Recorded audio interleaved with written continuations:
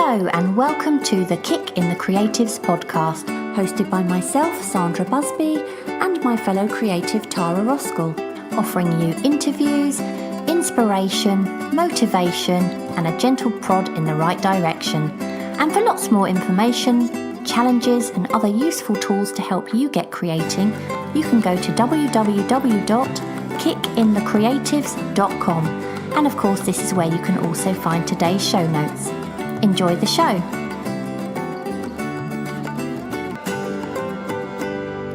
Welcome to today's episode where Tara and I will be talking about the pros and cons of turning your passion into your career. But as always, before we get on to today's topic, we want to thank everyone who's been sharing their work with us on social media this month. We've got, I think, about 1,000 members now in our Facebook group, haven't we, Tara? We're getting there, I think, yeah. I'm pretty sure we've probably just gone over that now. Have we? I don't know. Are you looking? No, I'm not looking. So obviously, as it's really difficult, isn't it? It's always difficult to pick things out when there's so much to choose from, but the more we get, the harder it becomes. But anyway, here's a few. We've got Laura Mackenzie Atkins, and she caught my eye straight away. She's doing I don't know if you've seen it, she's doing a page of miniature squares for the entire month of May. And what she did it on one page and she put this lovely header at the top, and she's devoting each square to a whimsical mushroom. Have you seen them? Yeah. They're really quirky. They're obviously not real mushrooms, but they are. She's kind of made these characters out of these mushrooms. So I thought that was a really quirky idea. I really like that. And who else? Karen Thornton. Yeah, she's been painting miniature art on used tea bags, which I think is such a clever idea. I think there's someone else doing that actually as well. And I thought that was really nifty. And one she did was like a little blue and white teapot, which I thought was very apt for a tea bag. I was almost inspired to try it myself, but I have pyramid tea bags. I don't think it would work so well on those. You could do one of Egypt. Couldn't you make a little model? Yeah, little pyramid.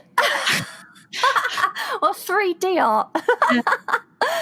And another one that caught my eye straight off was Cheryl Martin. She kicked off Blooming Marvellous May on day one, I think it was, with some 3D art, which she kind of made with paper and buttons, which I thought was really creative. What about you? What's caught your eye?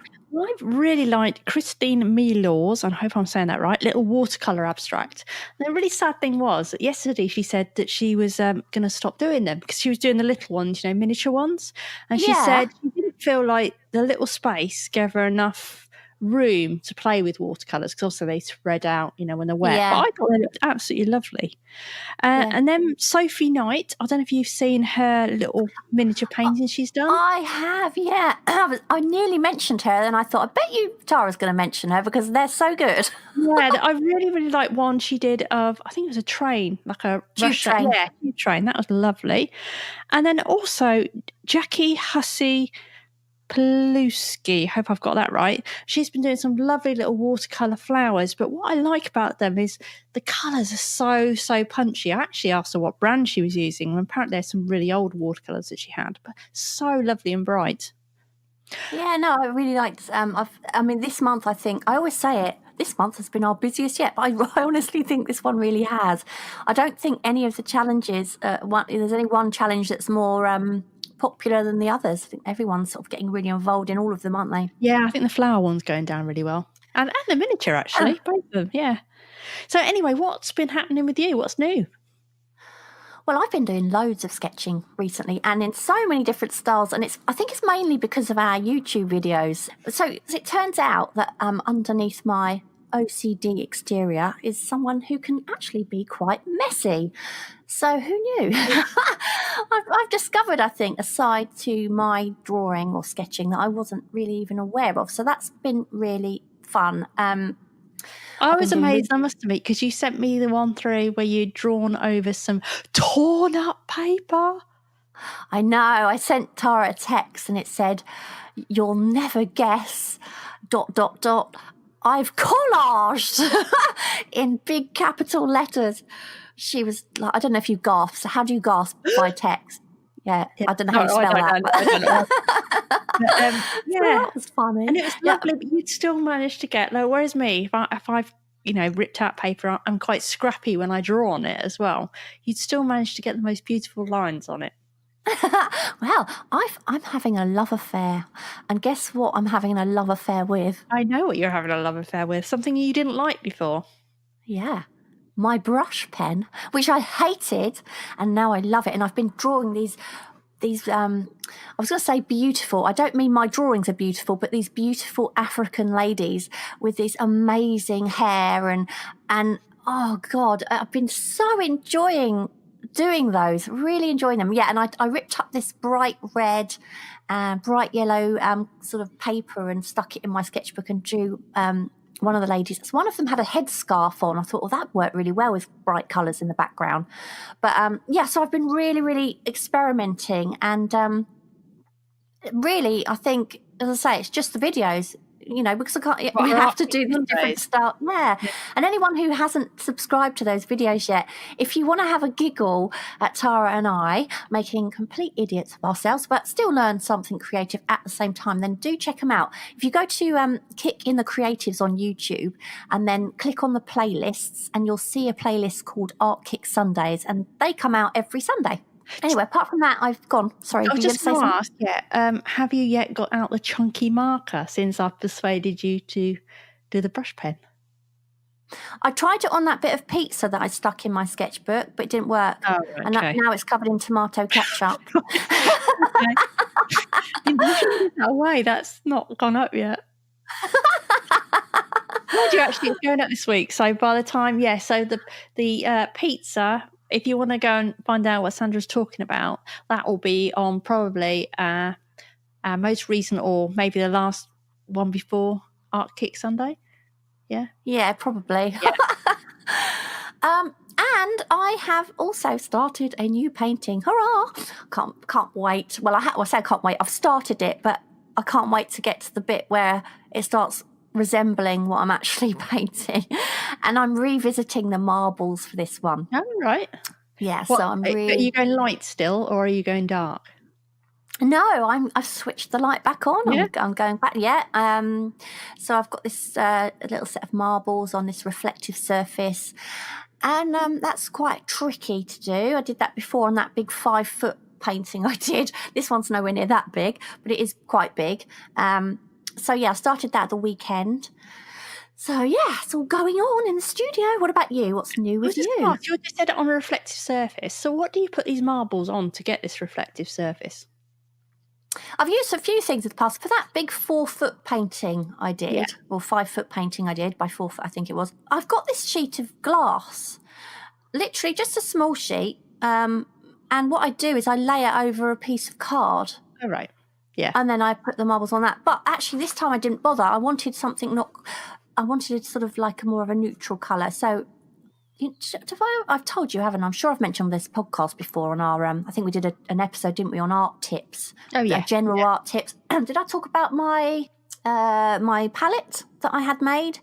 It's basically a piece of glass with polished edges, and it's toughened, and then underneath it's been sprayed like this neutral grey colour. And this time I just literally put my marbles on my palette to take this photograph. I can't draw marble, I can't paint marbles from life because they're just too small. I'd need binoculars. So I do have to take a photograph for these. Otherwise I'd be thinking, oh, now how am I going to paint because they're on my palette? But yeah, I used my palette. So how about you? What's going on with you? Oh, hang on, before you go on, I just want to mention to everyone, Tara is seeing someone else. She's seeing another artist. That's what's new with you, isn't it, Tara? Yeah, but it's not what you think. So I tried to set up a village sketching group, and I got this message from Sandra on the text saying, "You better not find yourself another sidekick." So I did say there will be no drawing affairs happening. But yeah, I tried a village sketching group. And as always, when you try and do these things, you put it on, I basically put it on the Facebook group, and you get loads of people go, oh yeah, I'd be interested. Yeah, I'd be interested. Anyway, so there's 3 of us on the day, which was actually one more than I thought, because originally... I thought it was 2 more than you thought, because, sorry, 3 of us. That would have been just me, sat on my dog, which isn't much of a group. But yeah, so... I got there, and of course it started raining, didn't it? So I'm waiting, and I'm stood outside this bar where we were going to meet, and it started raining. So this woman who I wasn't expecting, she turned up. And then a few minutes later, the one I was expecting turned up. Anyway, so because it was raining, we went in the bar. And basically we sat, I think you've been there actually when you were in Kettering, that Kino Lounge. Yeah. Yeah, that's really cool, that bar, yeah. There's all really eclectic sort of furniture and like a wall that looks like it's crumbling and that sort of thing, hasn't it? And real oddments of furniture. So there's a lot of nice stuff to draw if you like bits like that. So we found this table and basically we sat there for 2 hours. So I sat facing the bar, which was actually really good because there was quite a queue at one point, all sort of alongwards. So I was drawing people in the queue of the bar, which I really want to practice, drawing people. So that was quite good. Another guy turned up, which was really weird. And the woman... Had you arranged to meet there in that bar then? No, we'd arranged to meet outside, just outside the bar. And if it was nice, because there's quite a lot of quite nice buildings around there. There's also a really nice church and a really old-fashioned library. So I thought if it was nice, we could perhaps sit outside. So we're sitting there and we're drawing, and this guy comes over. And he ends up sitting next to the woman, because I was sitting near one of the women. He sits down next to her and she gives him some paper. And I thought, oh, it must have been some guy who fancied joining us to draw. Fair enough. It turned out it was her partner. He was chatting and someone said, oh, he worked locally to us. She'd seen him on the shop where he'd worked. But I had no clue that he was this just thought it's random stranger decided to sit drawing. Which is quite odd. Was it funny? You were all going to meet again? Hopefully, yeah. So I'm going to check with one of the women. I think one wasn't keen. The one who was with her partner, she wasn't that keen on, because she does stuff more online, like digital drawing. And I don't think she was that keen. But I think the other woman was interested. So yeah, I'm going to try and set up another one. I'm not quite sure when yet. But can I just ask? Yeah. Was anyone wearing a horse's head? No. Oh, that's all right then. Safe. Yeah. I'm safe. So, yeah. And then I also went sketching the next day, actually. Me and Kevin, there was a little local art exhibition. We had a little look around that. It was only tiny. And then we wandered around the park and I sat and drew people on park benches, which was quite good. So what does Kevin do when you do this? Well, funnily enough, I said to him the night before, I said, why don't you do some drawing with me? And he said, yeah, I might have a go. He wasn't that keen.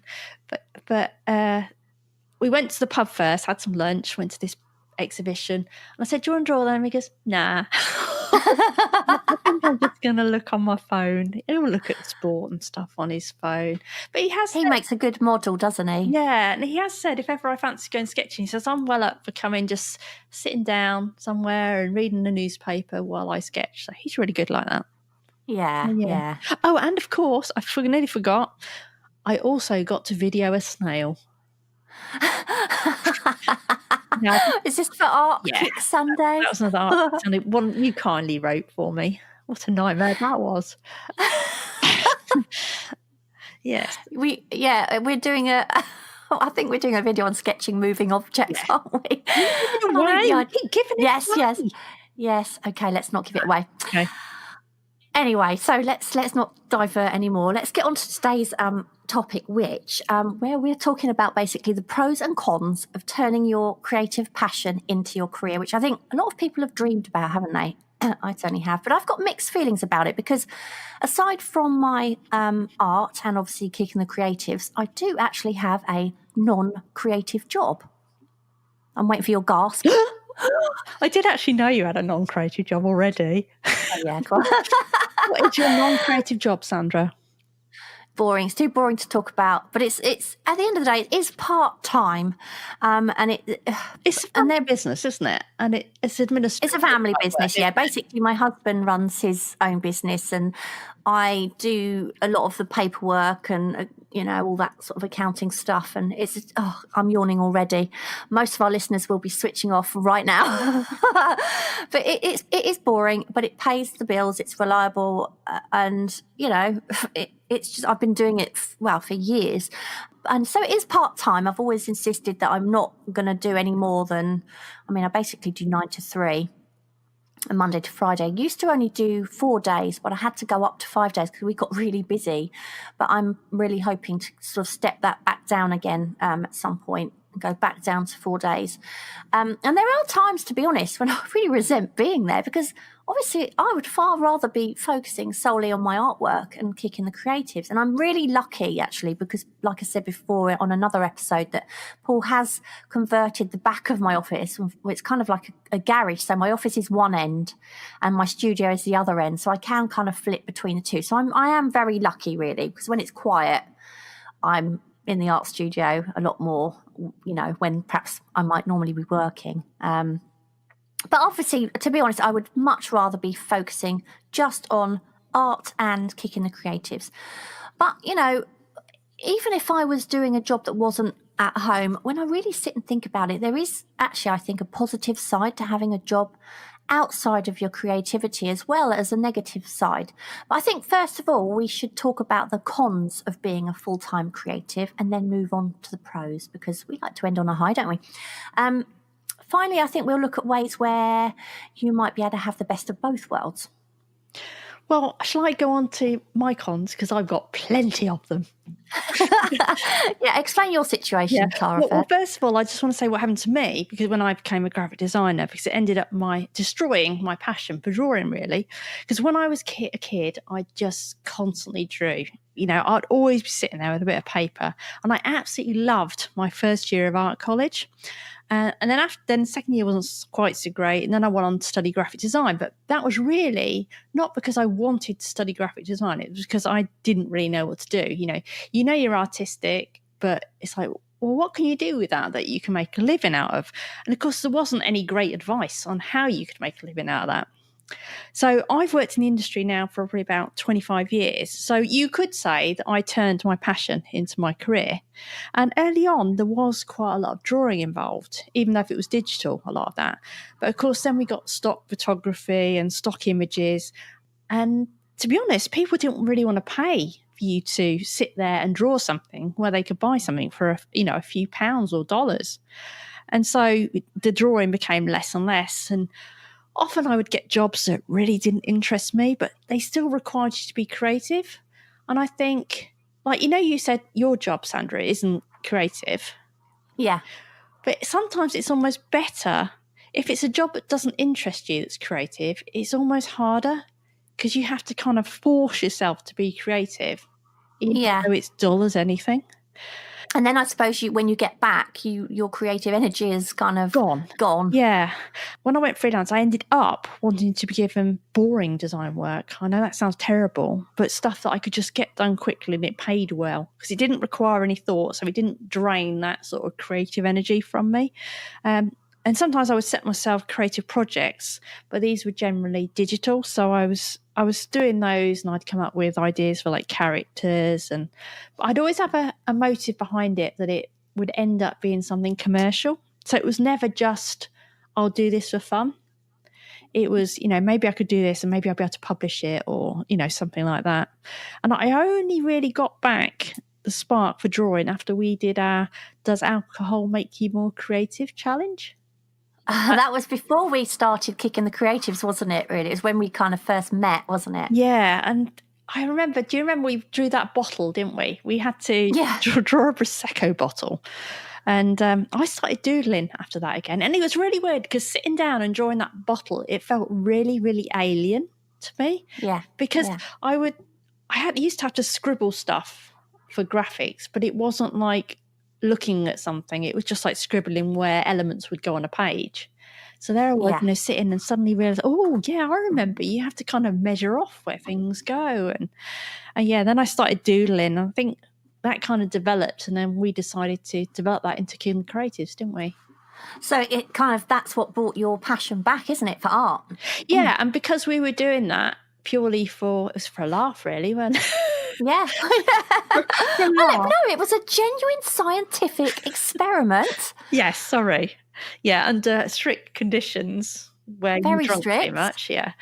So, yeah. So, yeah, that's what got me going again. But you can... It's interesting, Tora, though, isn't it? Because just before you go on to anything else, it's almost like graphic design killed your passion for drawing. Yeah.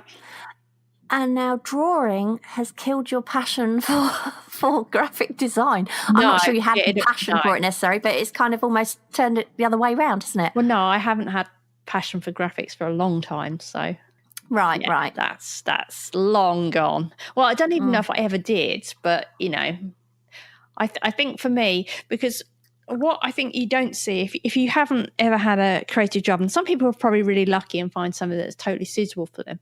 But for example, I went into a graphic design job, and what you're kind of thinking you're going to be doing is doing all these lovely designs, you know, sitting there coming up with these ideas, making things look beautiful.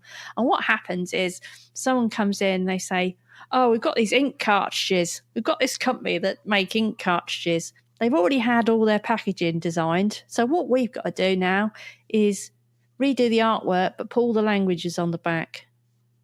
Oh God, So it's like, that sounds so boring. God. So you would get the It's changed.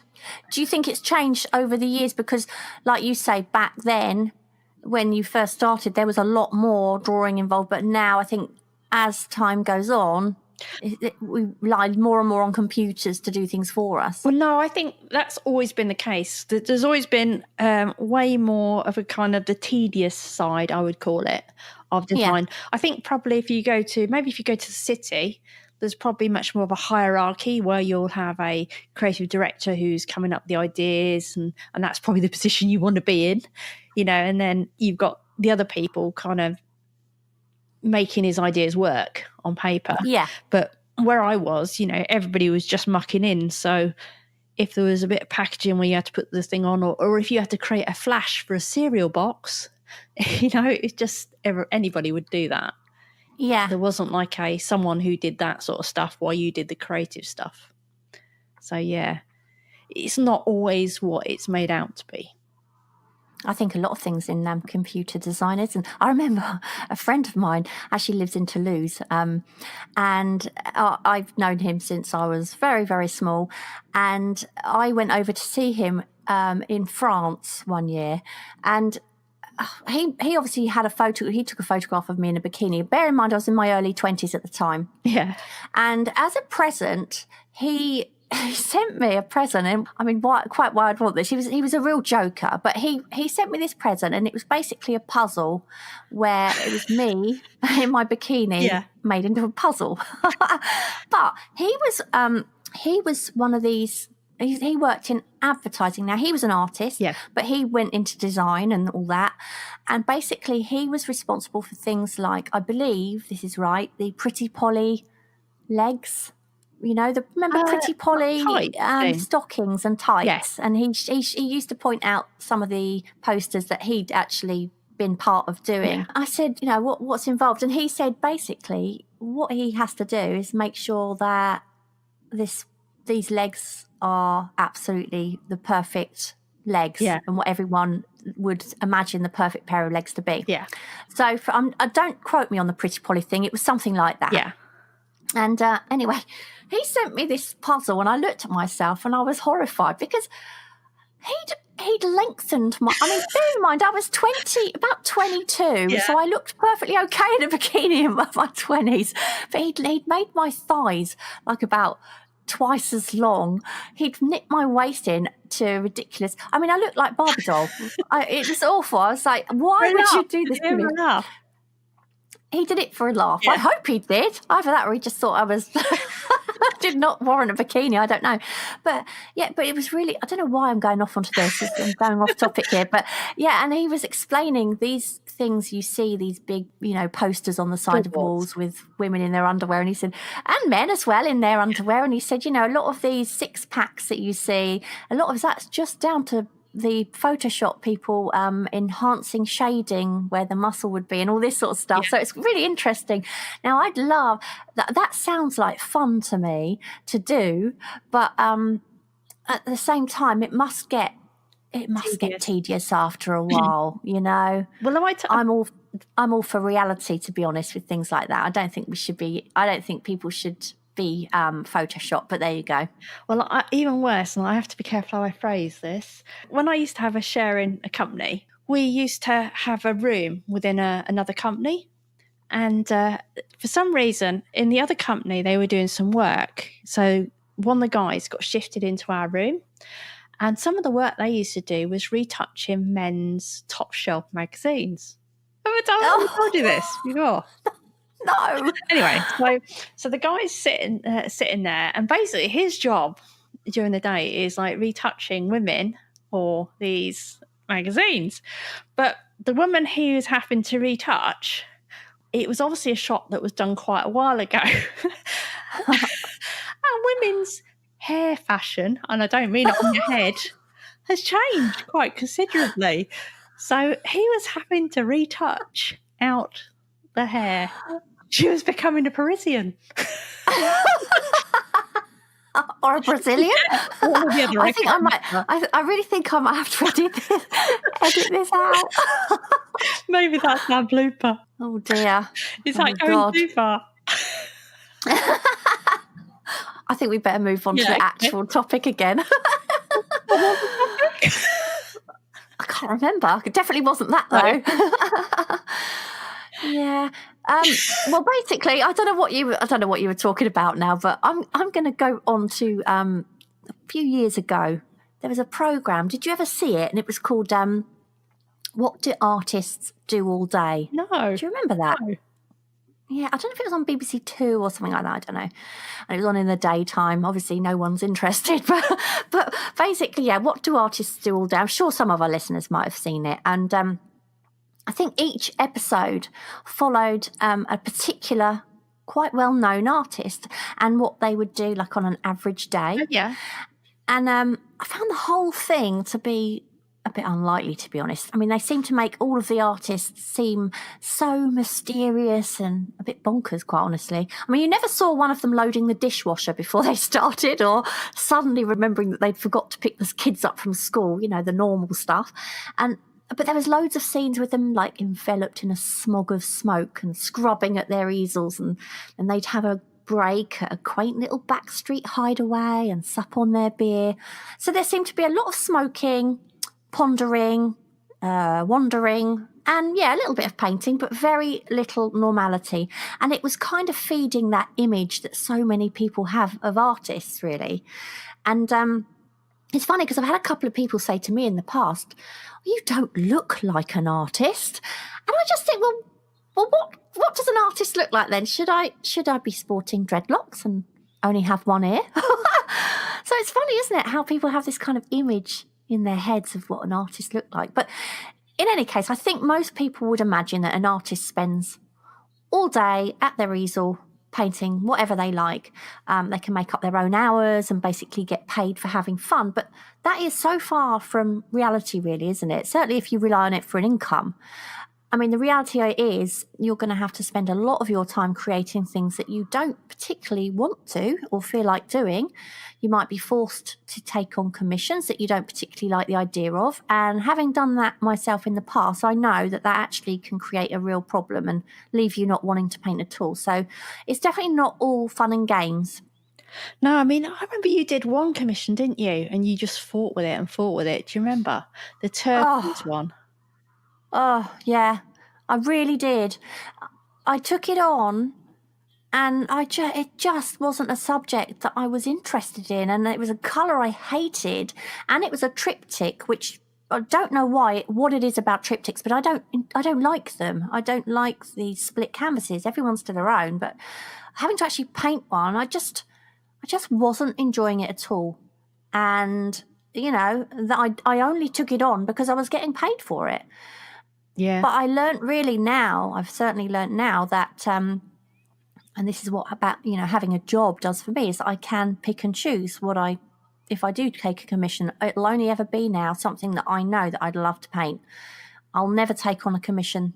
You know, if somebody said, "Oh, can you paint my local church?" I'd be like, no, yeah. Because I don't like painting buildings. It doesn't interest me, so it wouldn't be a good painting because you'd be able to tell. And even when you do get to paint something you do like obviously you love your marbles, it still puts additional pressure on, doesn't it?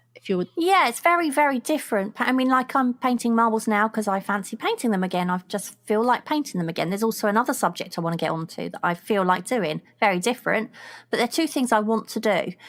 if somebody had said to me, can you paint me a group of marbles, I would have done it because I know I would anyway, but it's not as enjoyable when you're doing it for someone because you're suddenly worrying, is it going to be what they want? What about this? Is it going to be what they expect? And I haven't got any of that now. I'm just painting it because I love to paint it. And if somebody buys it at the end, brilliant. But if they don't, it's not the end of the world. I'm not in any rush to sell it, put it that way. Yeah, I mean, I have a problem with doing things when you do it for money. For example, design, which is just the same as art, but you also have to change things because someone else says they don't like it. There might be absolutely nothing wrong with it. Yeah, can you imagine if you painted your marbles and then someone said, well, actually, I don't quite like the colour of that marble at the end. I need you to go and change it now. And you could have spent days doing that job. And I've spent, occasionally like a couple of days working on something, and you show it to them. And sometimes you might even be quite pleased with it yourself. And they go, oh, I don't like it. And you might have done 2 or 3 options there, or, several options. And they just think, no, I don't like any of them. And then you've got the choice that you just write it off and say, oh, well, let's forget about that. Or you do all the changes they suggest, or you completely redo it. And that would be really, really hard, I think, because as the artist, I think you know what looks best. And when somebody says, oh, can you change it to this colour? Yeah. And you think, well, that won't sing against that colour, or that won't look as good. It would be very hard to change it because, it's your name on it at the end of the day. So, I think if I thought something was going to look not right, I'd be very reluctant to make it that way because I think, well, then I haven't got to live with it, but it's being shown out there, it's hanging on someone's wall. Yeah, I mean, it's quite bad. I mean, I've had to change things because clients want things changed. But what I think sometimes people don't see is that, for example, when you're working out your marble composition, you won't just stick them down, take the photo, that's it. You might try a few different options, rearrange them. Oh, I don't quite like that. But they don't. Sometimes it can take days it can actually take days to get the right shot and to get the right composition. But they don't see that bit. So it's the same with the design. If I've done something and tried different ways of doing it, they haven't seen that bit. So they then might say, well, I actually don't like the way you've laid that out. Can we try it like this? You think, well, I've already done it like that. I've tried it for myself. It didn't work. Yeah. I've rejected it. But they don't know that. And what you said about having your work out on show, I used to have a portfolio. You don't have to take a portfolio around so much now, but when I used to have a lug of portfolio around, like for freelance work, I tend to have in the bits where the concept work, where I'd just gone and presented to the client the first stage rather than the end piece of work, because usually they look way better. So, the whole of the folder would be full of concept work. Yeah. Before it'd been messed up. And I think that's a good thing, isn't it? Because then you can at least show them and say, look, I'll show you why it didn't work. Yeah, well, I wouldn't even show in my portfolio the end bit quite often. You get the odd bit you could. But you'd also get stuff like, I've had people say, oh, can you change that font to this one? You'd look at it and think, oh, no. It's like I say, as an artist, you often know what looks good and what doesn't, as opposed to someone who doesn't paint or draw, and they're asking you to do it because they don't, or they can't, or whatever, or they don't want to. And they, it's hard to explain that actually, because they don't understand why it won't work. Yeah. But you can't necessarily put the time in to show them either, but you just know. Yeah. But, the other thing is, I know we're talking about commissions here, but let's say you're not someone who's taking on commissions, but you're painting for a living. So you might also have to paint what's selling rather than just paint what you feel like. And that in itself, I think, can be an issue because, you might not be being true to yourself as an artist. And I think that's where art can suffer, actually. And since I don't have to rely solely on my art for an income, I've never luckily had to go down that route. I mean, certainly for years, when I first began painting, a lot of artists were all painting, either abstract or impressionist work, whereas my style has always kind of leaned more towards realism, which people just weren't buying back then. I think it's coming back in now, but when I was painting all those years, nobody was interested in that, Yeah. But I didn't care. It didn't matter to me because I wasn't relying on it to pay the bills. I was able to just decide, well, I don't care what's selling. I want to do this, and I did it. I didn't have to worry about what the current trend was. But if I had have done, then I know I probably would have stopped. Well, I most certainly would have stopped enjoying it. Might have stopped painting in the end if it would have put me off, I think. I think you've also got the flip side of that. Like, for example, imagine you were doing your painting full time and you're selling your marble and your glass and reflective paintings. But then, and so you've built up an audience and they're selling really well. But then imagine you'd get a little bit fed up painting them. I know you probably wouldn't, but say you suddenly decided you wanted to try something quite different and you were quite bored of that. You've got the problem then that you might need to get a whole new audience for that work. It'd be very hard to break out of that when you know it can sell, to do something different. Yeah. I know it's the same with design. You'd work for a company and they tend to give you, say, a certain client's work because they think, oh, you know that really well. You know that client, you know what they want. So basically you can do it a lot quicker than someone else who doesn't do that type of work. But it gets so boring. Sometimes you need to just break out of that. You get bored to tears. So, yeah, and like you were saying before, you've also got to paint when you're not in the mood, haven't you, if you're doing it for a living? Yeah, you have to. I mean, it no matter how much, we love what we do, we all have periods where we need a break from what we're doing, if only just to recharge. But if it's your full-time job, then you have to create even when you don't feel like it. And that can be really hard. And it can even show in your work if it's forced or if you're in the wrong mindset. And I think as a creative, I think stepping back for a week or so sometimes, or even a little bit longer sometimes, is really, really important. But that's just not an option if that is your only income. So there's a lot of self-discipline involved, and you have to treat it like any other job. You have to show up. Whether you feel like it or not, you've got to put in the hours. So unless you're really, really good at being self-disciplined, it's not always the right move to make. And I know I was doing it for fun, but the abstract faces I was creating last month for our challenge, and I was going to continue it for the 100-day project. I just got to this point where I'm just creating for the hell of creating, as in I'm not enjoying it.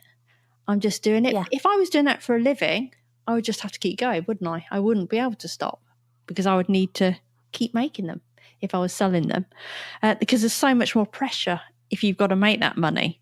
So you've really got to hustle as well to try and get work, which means you may have to take on work that doesn't interest you at all, like you said before, just to pay the balls, pay the bill. And any job where you work for yourself, not just art, but it's not guaranteed income. Even if you've actually won the business, you've still got through a few hurdles to get through. Like I said, the client's got to like the work, they've got to be happy with it, and they've actually got to pay you. Because, I mean, it's probably okay if you're selling a painting and they pay you when you buy the painting. But with some things, people get like 30 days or 14 days to pay. And I've had experiences where I've never got paid for, a couple of times and the company's gone bust. So you may do work and not end up getting paid for it at all. It can be very all or nothing as well, because I'm guessing the same with painting, because I was listening to a podcast with a woman, I'm going to say her name wrong, Lisa Congdon. Have you heard of her? No, I haven't, no. It's really interesting, actually. Have a listen. It's a Chase Jarvis podcast. He interviews her. I can't remember the name. Creative Live he's part of anyway. But she was talking about how she sort of started getting a little bit more serious about art. And for a while, she didn't get any work. And then all of a sudden, after a few years, she suddenly hit this point where she was getting tons. So she'd gone from having hardly anything to being basically on overload. I think that is one of the problems you have. I've been in a situation before where I've wanted to find people I could give my work to. I've looked for another freelancer because I've had that much work. Not very successfully found anybody, and then I've also I've had nothing.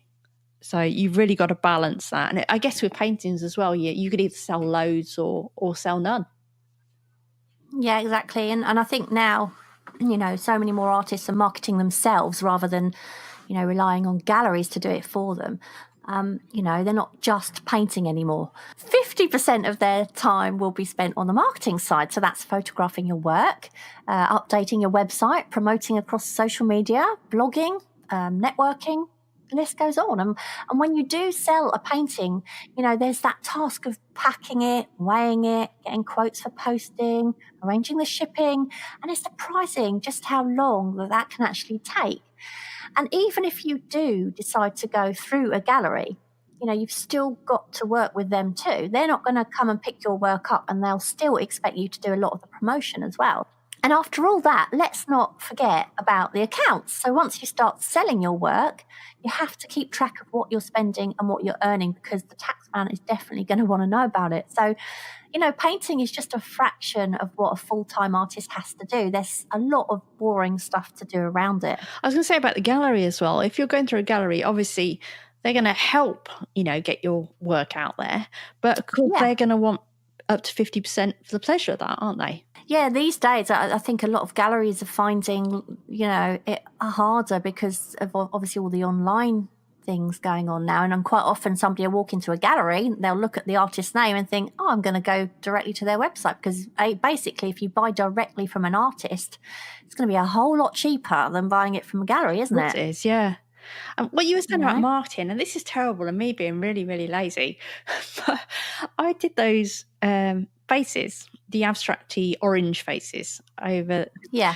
And I was thinking, I wonder if I should try selling those, because I don't know what to do with them. I've got this big pile of faces on the side of my I don't know what to do with them, because they're all on separate sheets of paper. And some of them are on boards, so they're taking up massive space. So I was thinking, well, shall I put them on an online site? And I was thinking, well, that means I've got to take a good photograph of every one of them. Then I've got to list them all. Then I've got to pay to list them.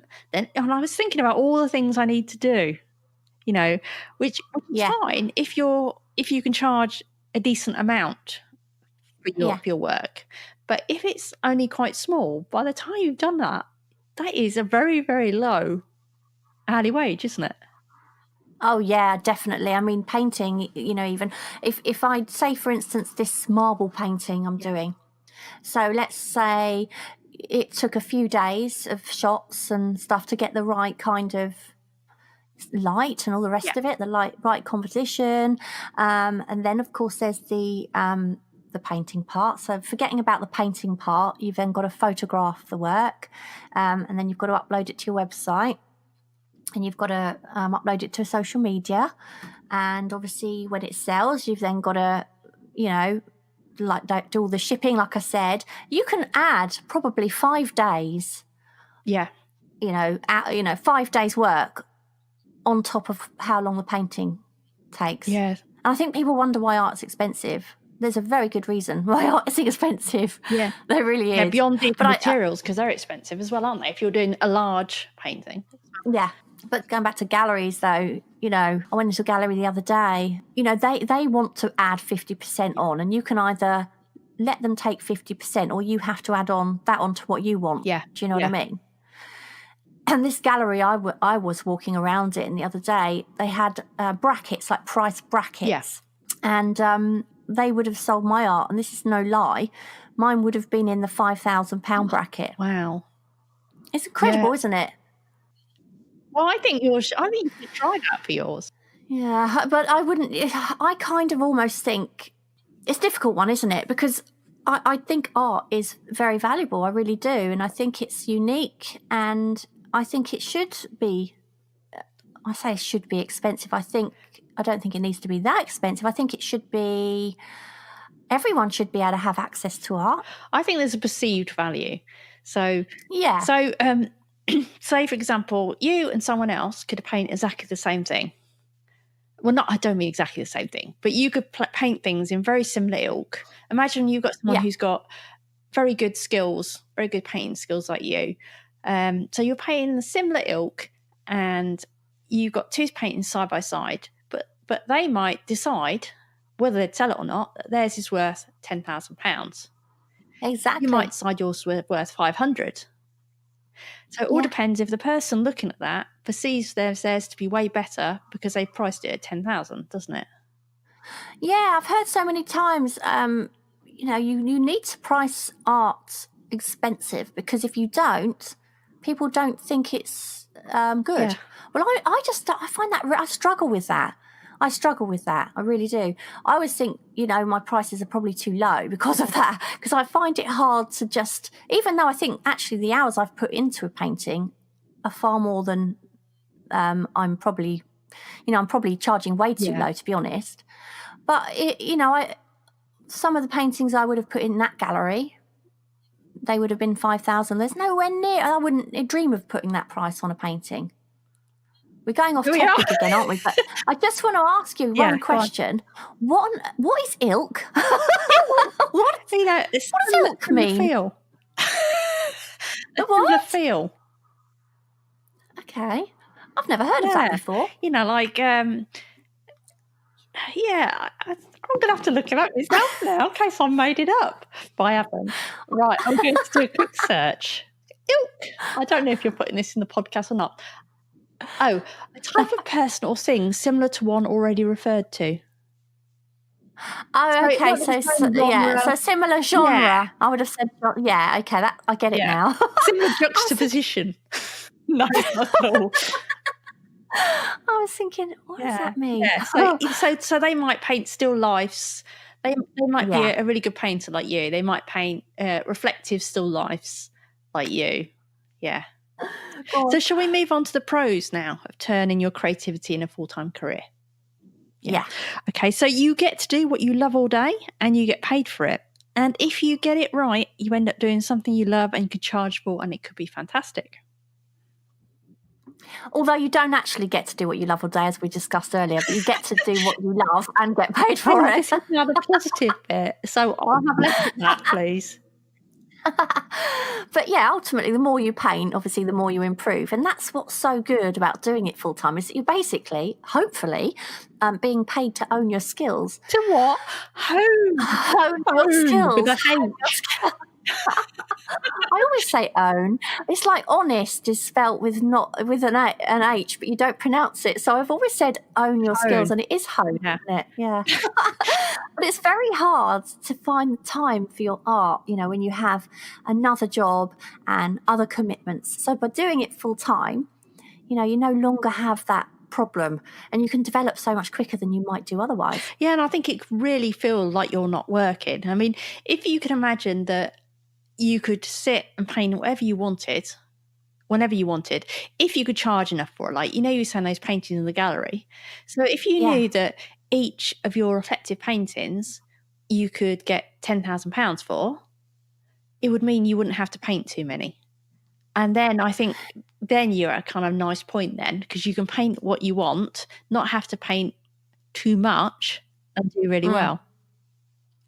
I think the gallery would sell at 5,000, so I would get 2.5. So that's how it was working. But yeah, if I was getting 2.5, if I was guaranteed to get £2,500 for a painting, well, Paul would make sure I was doing it full time. I mean, especially as well if you could paint. So I don't mean commissions. So you paint what you wanted. Yeah. Then I think you've kind of got it right. I mean, I don't mean it would have to be that level, but whatever level would be enough for you to sort of live off. Exactly. You don't have to sell paintings at 2,500. You might be somebody who paints a lot quicker and smaller, and you might get, I know an artist, his work is so, I love his stuff. His name's Steve Sanderson, and he's got very narrative style. I've actually got one of his original paintings, and I love his stuff. He is almost like a modern day Lowry, and he sort of does that. But when he was selling his work, he was selling some of his little paintings at £80 each, and they were fantastic. And I once said to him, "Why are you selling it so cheap? I can't believe you're so cheap." And he said, people buy them And he said they will always buy them at that price. He said they sell hand over fist because they are cheap. And he said, so I can just get on and paint, and I know that everyone is going to sell. So there's two ways of looking at it, isn't it? You don't have to go expensive. It just depends how quickly you can paint, I suppose, as well. But no, you should check his stuff out. I love it. You'd probably like it. Well, we saw at this exhibition we went to. It's art in the Park, it was called. And obviously it was probably mainly amateur artists. But they had paintings there, and there was one, I can't even remember whether I liked it or not, this one, but it was like £30 in a frame. And I think... Well, the frame probably costs that. That's the trouble, isn't it? You're doing that for love. That's not, obviously, to make money. They're just trying to get their materials back almost on that one. Probably trying to get their materials back. And also it's nice to say, I sold a painting, because there's nothing nicer than somebody saying, I want to buy what you've made. I mean, what a compliment. It's a lovely feeling. Yeah. But I think, you can certainly undervalue yourself and your art. You've got to remember that that's a one-off. No one else is going to have it. So, undervaluing is as big a mistake, I think, as overvaluing. I think there's a balance. And we should probably one day do an episode on how to price your art. But we'll do it when we both know how to do it. What's best? Well, you probably know, but I don't. It's really hard. It's always been a really difficult one. But, I mean, although a huge amount of self-discipline is obviously involved, you do get to choose your own hours. So, for example, if you're a night owl, then you can work through the night. There's a lovely, lovely artist. She's called Carrie Waller. I don't know if you've ever heard of her. I've seen her work. It's lovely. Yeah, she's such a lovely person as well. But she's got kids, and she's a night owl. And I know that a lot of her painting time is she sort of works sort of from, 11, when the kids have gone to bed, till sort of 2 o'clock in the morning. And then she'll get up and sort the kids out. I couldn't do that. I would be a mess because I need my sleep. But that's the thing. She sells her paintings, and she is basically a night owl, and that's when she enjoys painting the most, when everyone's asleep. And it's great, isn't it? You couldn't, if you did a job, say you worked in your local, supermarket, you couldn't say, I'm gonna come in at 11 o'clock tonight and work till 3. Yeah, I feel like it. Yeah, I feel like doing it. Then you can't. You've got to do the hours you're given. So, that's a really positive thing. Or if you like to start a day really early, then you could be painting by 5 a.m. and finished by, midday. As long as you're putting in the hours, you can basically create a schedule that suits you. Aside from that, though, you'll probably most likely need to have your finger in a few pies if you're going to rely on art as a sole income. For example, to supplement your income, you might need to teach workshops. And some people might see that, and it's funny because I didn't know whether to put this on the negative side or the positive, because some people will see that as a negative, but I see it as a positive, because being an artist, it can be quite a lonely business. But this way you get to meet other artists, and you can learn from them as much as they can learn from you. And it can be really helpful because you can supplement your income with workshops when sales go down, for instance, like after Christmas when everyone's completely broke, One good thing as well about having a creative job is it can push you out your comfort zone. So it can get you to create things that you wouldn't otherwise, or develop skills that you might not otherwise have developed. So I've been asked to create things as part of my design job that I never would have done otherwise. And that meant I had to learn bits of software more in depth. And also through work and personal projects, I've also learned the basics of 3D programs. And again, that's probably something I wouldn't have developed as much without having to do that. I thought you were going to say otherwise again. Just messing up my speech. I'm a bit red. No. I was just counting your otherwise. I'll have to do it again. Oh dear. Right, sorry. I didn't mean to. So much of this. But as we said at the beginning, leaving paid employment and jumping feet first into a full-time art career is a risk. It's not guaranteed income. So how can we get the best of both worlds? So you could play safe and just decrease your hours, at work and go part-time. And that way you still have some guaranteed income, but you have more time to put into your art. You could either do this indefinitely, or you could gradually decrease your hours until you feel confident enough to take the leap. Now, the problem is that your employer, of course, might not necessarily be happy about that. So it might be more difficult. And in that case, the only thing you could do is perhaps find a part-time position somewhere else, or even do something completely different. You might, I don't know, work in a coffee shop for half the week and paint the other half, or a couple of nights at a supermarket because you get better money or for less hours. And then you can spend more time painting. And also, if you do have a job that's not fulfilling, you could also do your own self-driven creative projects on the side. As I mentioned earlier, I've set myself a lot of creative projects over the years. So mine have been anything from kids' characters to creating a cartoon book. You could set yourself a project to learn a certain medium or printmaking or draw an animal every day. It's a bit like our challenges, really. You set yourself a project and stick with that for a set period of time. You could also have a creative job or business, a bit like you said, that's not exactly the same as something you love. For example, we're enjoying doing Kicking the Creatives. I know it's not a business, but because it's not just about painting or drawing, it also involves podcasting, creating a video, and running a group. So as well as drawing, we get to learn other stuff and have fun. And I also do a bit of paid writing. So the writing, although it's creative, is not the same as graphic design or drawing. No, that's right. We've just recently done another article, haven't we, for the Leisure Painter magazine. So we're having to do things that we would never normally do. We wouldn't normally write articles. We wouldn't normally, write videos and things like that. And it is so true that sometimes, like I was saying earlier, I'm doing a lot of things drawing-wise that I probably wouldn't have done otherwise. So I often go into art shops, and I imagine that would be a really great place to work. Can you imagine that? But I reckon that I'd have absolutely no self-control and just spend all of my wages. I always thought it'd be such a great place to kind of meet other artists, wouldn't it? Yeah, it'd be nice to be able to advise people as well, wouldn't it? Because you know a little bit about the stuff and say... Yeah. Or say, wow, what's this like? Have you used it before? I mean... You could use your skills as well in it like a different way to earn money alongside painting the things that you want. So like I said earlier, that might be teaching workshops, or you could teach online courses to make some money, or you could license your work or sell it on printed items like T-shirts. Again, this takes a lot of marketing.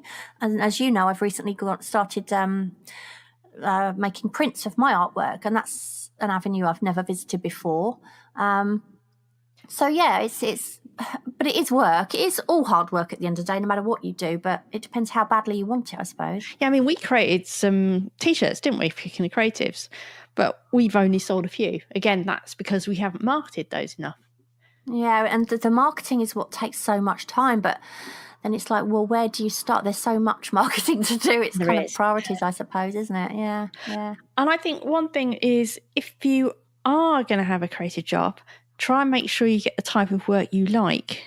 So, for example, in the case of design, I could try and go after the clients that I was interested in. So I did actually try this for a while. I tried to go after food packaging clients, and I actually did a few freebie jobs just to get some work in my portfolio. But I realised that this still wasn't what I really wanted, but it might work for you. So, just try and approach people that could give you the type of work you wanted. And I think when we did our podcast I've now forgotten the name. What's it about? About marketing your art. Oh, Corey Huff. Yes, when we did the podcast with Corey, he was saying how there was a woman who painted flowers, and she went to a flower association. I think it was a British Flower Association, and she found a market for her work that way. So a bit of clever marketing, and she managed to do the things she loved and have a ready market for her work. Yeah. I always think, actually, that I really do think that one of the best ways is to have, two jobs, really, to have a part-time one. I really do. And I'll tell you why, because thinking about what I was saying earlier about working in coffee shops and just doing things that aren't really that taxing, particularly, but they're fun, and you get out and you're meeting people. That has to give you some sort of inspiration too for your art, because I tell you what, as someone who actually does work on my own virtually all day, I mean, the only person I have to talk to, Tara, is you. Can you imagine how awful? Can you imagine? but it's quite isolating at times, because I spend an awful lot of time on my own until Paul comes home from work and all the rest of it. But I think it's actually quite important to get out and see some of the world and see other people and Get ideas. get a bit of creative inspiration. And I always think a coffee shop would be a great place to work for that reason. Well, do you know, I used to get some of my better ideas when I used to working in-house for design companies before I went freelance. Yeah. You get periods when they had no work, especially one company I worked for. They went through a really, really dry spell. So I'd be sitting there. And the annoying thing with a job like that is when you're freelance, if you've got no work, you can do other things, do what you like. Yeah. You're not tied to your chair. Whereas when you're in a company like that, you essentially sit at your desk for 8 hours with nothing to do. And at the time, we didn't even have internet. Oh God! So you couldn't go on Facebook in the background. No smart. It wasn't smartphones. We had mobiles, but they weren't smart yet. No. So you could dial someone. They were stupid phones. Yeah. So essentially, you had to kind of amuse yourself. And I did used to actually come up with ideas then, because I'd get really bored. I'd be thinking, please send me home. Please send me home. So I'd sit there and I'd come up with character ideas just because I was so bored. Yeah, and that's not a bad thing, because that's the trouble with Facebook and things like that. It sort of sucks away your creative energy on something else. So maybe that's a lesson. That's true. Maybe that's a whole new episode. Now, here's a big one, a really big one. You could make the ultimate sacrifice and downgrade. So do you remember when we spoke to Joanna Penn on episode 20? Well, she just Penn. Yeah, she's lovely. Sorry, she's Joanna, lovely. It's not creepy. Well, she described her full-time job that she had, obviously, before she started writing, as wearing golden handcuffs, because it was a really, really well-paid job, and that made it really, really hard for her to leave and take the gamble of becoming the writer that she'd always wanted to be. So she and her husband decided that they would sell their big house and downsize to what I believe is a small flat. And they kept only the things that they actually needed. I don't think they even had a TV for quite some number of years. Yeah. So, of course, with so much less to pay out, they could then afford for her to leave her job, to travel for her inspiration and to concentrate on her writing business. And Joanna now makes a 6-figure salary from doing what she loves. And I know she wouldn't mind me saying that, because she's very, very open about that. And I've always said to Paul, you know, I quite fancy selling everything and living on like a canal boat. What do you think? But he's just not on board with that idea, unfortunately. You he just doesn't want that, don't you? You know who?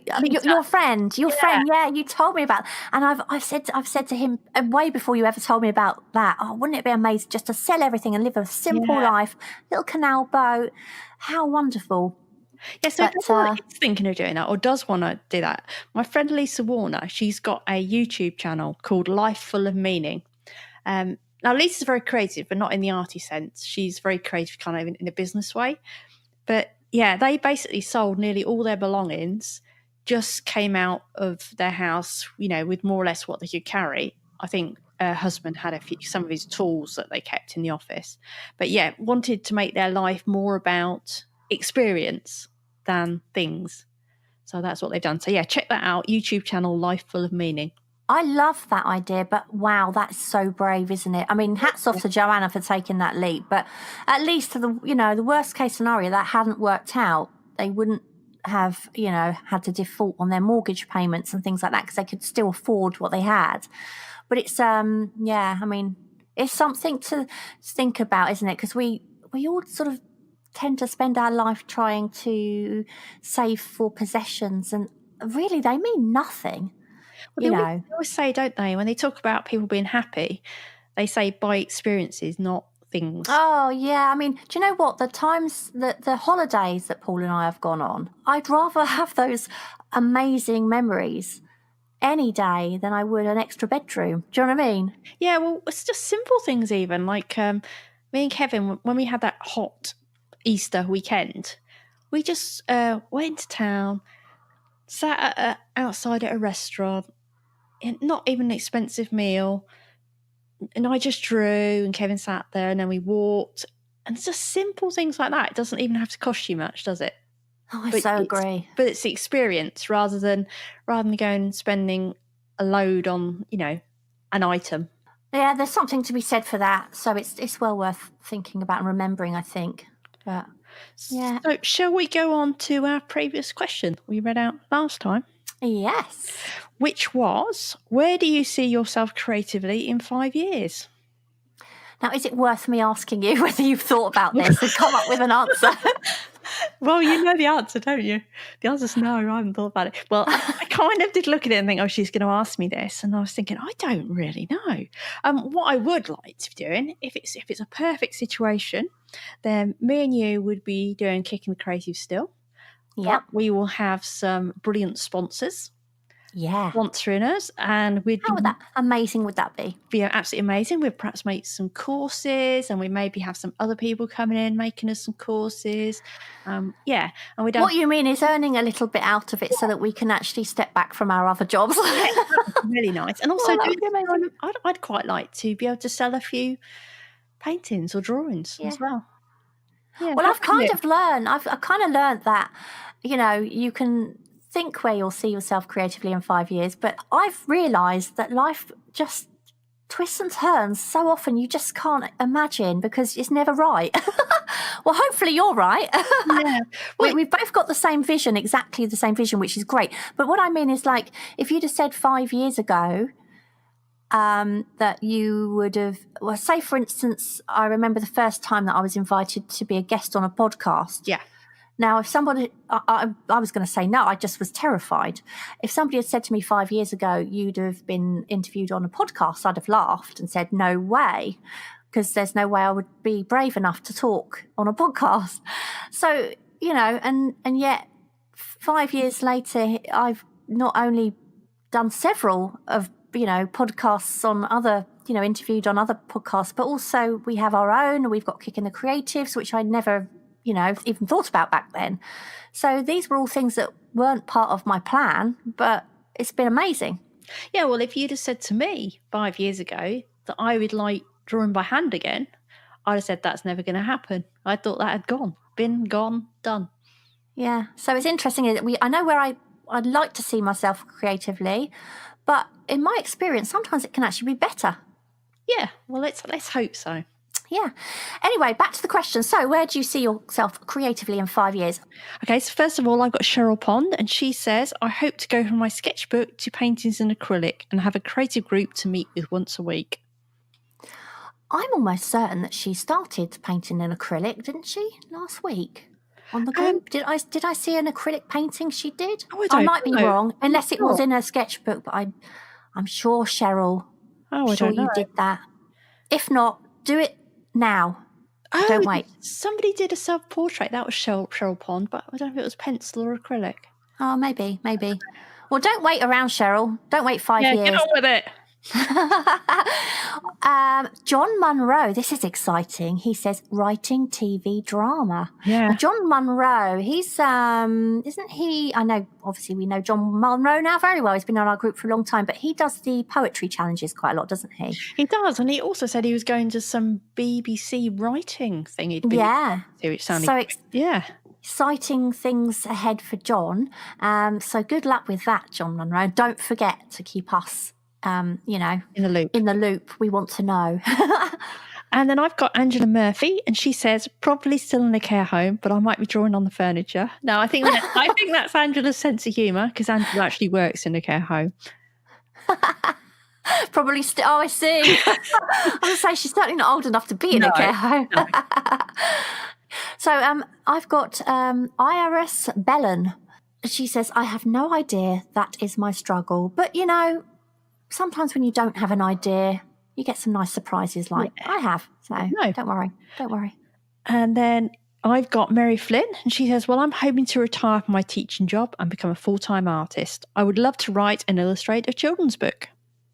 Well, that's definitely reachable, Mary, because Tara and I wrote a book, as you know, a children's book this year, and we've sort of, we're thinking about publishing it, and we've just about at the point where we have finished editing it. And you know what? The only thing between you and writing that book is the first word. So get your pen, sit down and write the first word. Yeah, and you could always get a friend and do what me and Sandra did, and you write 250 words and then get your friend to write the next 250 words. Yeah, great fun that was. I've got Gabriella Pop. She says, earning enough money by selling art. The art classes are just for fun. I'm dreaming. Well, You never know. are you dreaming?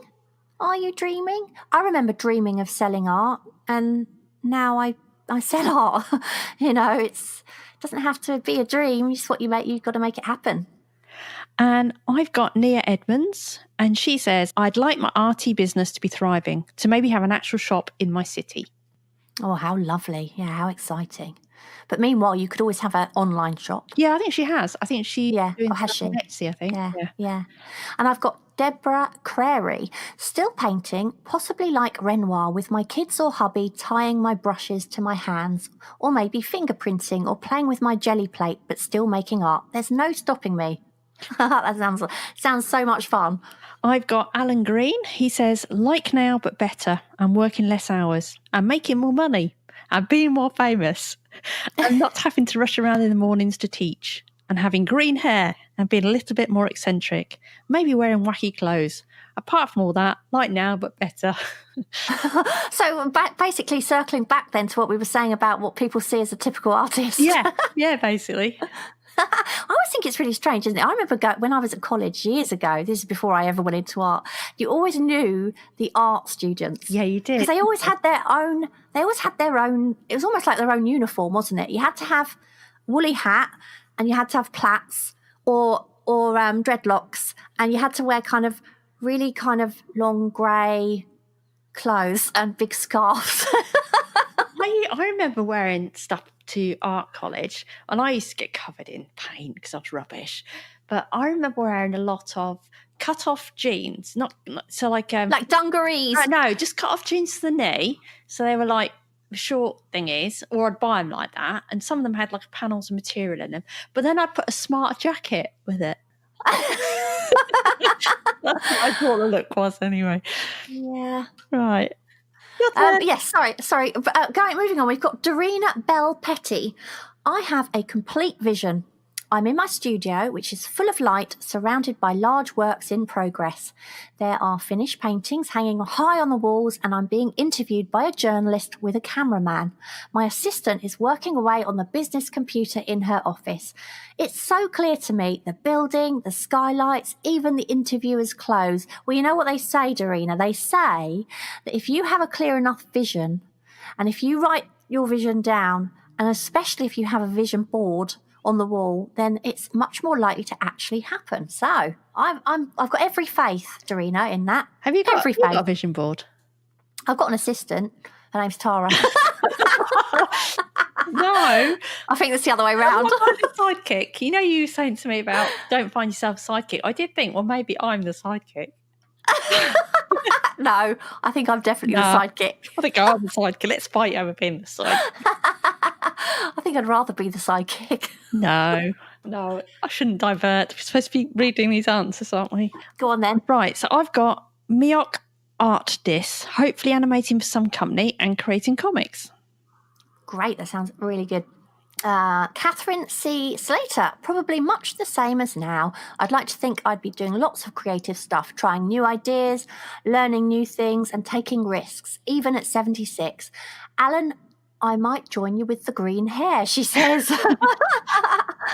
That's brilliant. I mean, God, if you're happy doing what you're doing now, then yeah, just keep doing it. Why not? Fantastic. So I've got Filipina Pate. I think it's Pate. I really want to say Pate. Or is it Pate? I want to say Pate. It hasn't got an accent over the E, though, unless it's Pate. Yeah. I do like a bit of Pate, though. Oh, I get ridiculous now. Shall I do that one again? No, just carry on. Everyone knows you're ridiculous. I notice why. I see myself writing. Okay, you're going to have to do this again. I've got Filipina Pate. I see myself writing and illustrating children's books and graphic novels. I create print. Oh no! Oh, you're off on one now. Shall I go and make myself a cup of tea? No, I'll come back in a minute. Right, in a minute. He's talking of pate. I love pate. You also love olives. We learnt that from last time. I prefer pate. I hate pate. I always think it's full of noses and Oh, all sorts of other things which are unairable. Kevin always calls it cat food. So Yeah, pretty much. That's what I think right. of pate. I've got Filipina Pate, and she says, I see myself writing and illustrating children's books and graphic novels. I create prints and posters to make it easy to share my work with a wider audience. And I make commission paintings to help heal and encourage people who are sick or need help in hospitals or other healthcare settings. Oh, that's a really nice vision to have, isn't it? It really is. I've got Jewel Mulder. I want to be living from my creativity, but will be starving probably. No, you won't. You'll be thriving. won't. You'll be thriving. Yes, you will. You definitely won't be starving. I've got Christy C. Neff, hopefully doing this full time. I'll finally be retired. Maybe I'll actually sell something. Do you know that's something I say never wish your life away, but that's the one thing about retirement one day. If I never get to leave my job and do this full time, that is one thing about retirement which I think must be amazing. You can just do the thing you love when you want. Whenever you like. Yeah. Although I have to say art is an expensive hobby. Yeah. So Frank J. Ferrer, hopefully right where I am, but a better improved artist. I have a great full-time job as a graphic designer where I get to create something almost every day in a field that I love. I'm also an artist in my heart and soul, and before or after work every day and every chance I get, I'm turning around at my drawing table with my back to the computer and drawing, painting, or doing just anything creative and learning, improving and practicing my drawing skills. When I was younger, I never thought I would be here doing this, but I am, and I couldn't hope for anything more. And now I appreciate every moment of it. Sorry for the ramble. Oh no, that's lovely. I love hearing all that. It's really good. Bradley Bergin, I always want to improve. Some days it feels like I've gone 5 years backwards, but that's the process. Hopefully selling some and still enjoying this process. I got Dorothy Walker, hopefully still alive. I'm producing something every day, good, bad and indifferent. Well, I certainly hope you're still alive. So I've got Cheryl Martin, hoping to be retired down at a beach in either America or England. Follow God's lead. Writing, painting, creative. Odd stuff. Loving my life. Published poet. Fantastic. And I've got Mumsy Savo. I would like to think that I had faith in my ability to encompass all art styles without fear of failure and hopefully still creating every day, just for me. Perfect. Sounds perfect. And we have a brand new question for you, which is, do you ever feel guilty for spending time creating? And if so, what do you feel like you should be doing instead? So do you ever feel guilty for spending time creating? And if so, what do you feel like you should be doing instead? I really think we need one of those weird pencil questions again at some point. That was an accidental question. I know, but I really like that one. Right. As always. Okay, I'm on it. I'm on it. As always, you can tweet us your answers at Kick Creatives or let us know in the Facebook group, which if you haven't joined, I highly recommend you do. We will put the question up there and also on the Facebook page. And of course on our Instagram, which is also Kick in the Creatives. And don't forget to pop over to our website at kickinthecreatives.com to find out how you can take part in some of our upcoming creative challenges. And of course, there you can also subscribe to the podcast so you never miss an episode. And if you are enjoying the podcast, we'd be so grateful if you'd leave us a little review on iTunes or even just a star rating if you don't have much time. And also, you can now subscribe to our weekly YouTube video if you want to learn something creative every Sunday and see Tara and I making complete fools of ourselves at the same time. But that's it for today, and we will see you soon. Yep, see ya. Bye. Bye. Thank you so much for listening. We hope you enjoyed the episode, and if you did, perhaps you'd like to share it and leave a review for us on iTunes. Back soon.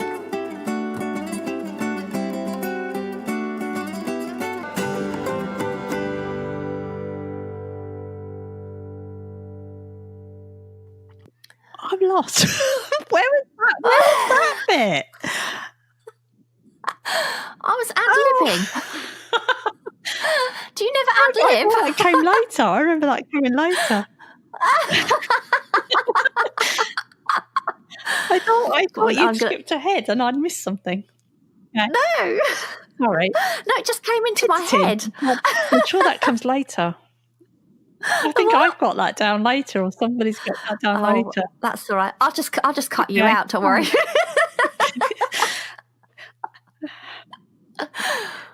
Right, well, going back to... Do you want me to tell you where you No, are? I know where I am. I just, You're more likely to create things you wouldn't otherwise. I just don't know where the hell you are.